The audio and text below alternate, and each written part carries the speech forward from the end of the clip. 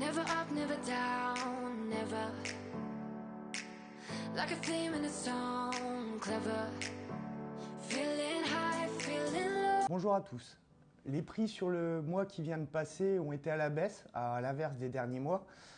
Donc concernant le blé, on a eu des baisses de l'ordre de 10 à 12%, que ce soit sur la récolte 2022 à 2023. Donc par rapport au prix qu'on a, c'est quand même des baisses qui sont de l'ordre entre 40 et 60 euros tonne. Globalement, la situation n'a pas changé. On a toujours une situation qui est tendue. On n'a pas eu d'accord entre la Russie et l'Ukraine pour faire un couloir d'export afin d'exporter massivement du blé des stocks ukrainiens. Et en plus, on a eu le coup de chaud, les derniers événements climatiques en France qui font craindre sur le potentiel de rendement du blé. Donc on a toujours une situation très tendue, mais on n'a pas de nouveaux éléments finalement. Donc on a un marché qui stagne et il va regarder d'autres éléments. Ces éléments, c'est essentiellement le contexte économique mondial où il y a une crainte de récession chez les investisseurs. Ça se traduit par des baisses importantes sur les bourses financières, mais aussi sur le prix du pétrole, puisqu'il est passé de près de 120 $ à 106 $ le baril. Donc voilà, ça c'est des éléments aujourd'hui qui pèsent sur le marché, qui enregistrent une forte baisse au regard du niveau de prix qu'on peut avoir. Globalement, on a aussi des acheteurs qui sont plutôt en attente puisqu'on est à la veille de la récolte. Elle a commencé dans certaines régions du globe, notamment aux États-Unis et même peut-être dans le sud de la France. Est-ce que c'est un rationnement ou est-ce que c'est un jeu d'attente des acheteurs? Mais en tout cas, le fait qu'ils se retirent, c'est aussi un des éléments qui pèsent sur le marché et qui pourrait se maintenir encore pendant quelques temps. Ça veut dire quoi? Ça veut dire que globalement, on va avoir plutôt une évolution qui va être liée par rapport à des éléments techniques, graphiques. Et il y a un support qui est quand même assez important à regarder, c'est le support de l'ordre de 350 € tonne sur le marché à terme du blé. Un point concernant l'orge de brasserie, l'orge de printemps, puisque les derniers événements climatiques ont fait que les prix de l'orge de brasserie ont baissé, mais de manière moins importante. On est sur une baisse de l'ordre de 7 à 8% par rapport à la baisse du blé. Ça nous rappelle le fait de faire attention sur l'engagement de vente avant moisson, parce qu'en effet, ces événements climatiques des derniers mois et des derniers jours avec les grosses chaleurs, le fait de vendre beaucoup avant moisson, notamment du physique, ça montre qu'il faut faire attention puisque bien sûr, il faut remplir les contrats de vente qui ont été réalisés.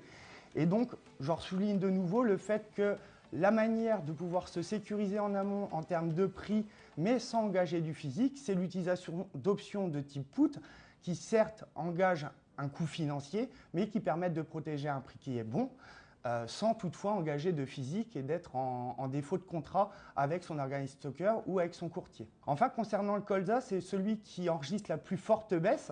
On est quand même sur une baisse de près de 150 € tonne sur la récolte 2022. En sachant que dans ces 150 € tonne, on est sur une baisse de 100 € tonne en à peine 5 jours. Globalement, on a un marché qui a peu évolué, hormis un point. Mais voilà, chaque information a un poids qui est quand même important au regard des prix. C'est l'Indonésie au mois de mai qui nous avait annoncé plutôt une interdiction d'export d'huile de palme, donc qui est le marché directeur des oléagineux et donc des prix du colza, alors que l'Indonésie est l'un des premiers pays producteurs d'huile de palme. Et finalement, en juin, qui a réautorisé les exports et qui a exporté de manière assez importante. Donc ça a entraîné une baisse des cours et ça a été appuyé aussi par les éléments, ce qu'on appelle macroéconomiques, ce contexte financier qui est plutôt inquiétant actuellement. En tout cas, les investisseurs ont une crainte de récession en ce moment au niveau du marché mondial. Donc tout ça, ça appuie fortement sur les cours et on enregistre des baisses importantes. Là aussi, on est à la veille d'une récolte. On a des acheteurs qui se sont plutôt positionnés, qui sont couverts pour le début de campagne ces derniers mois.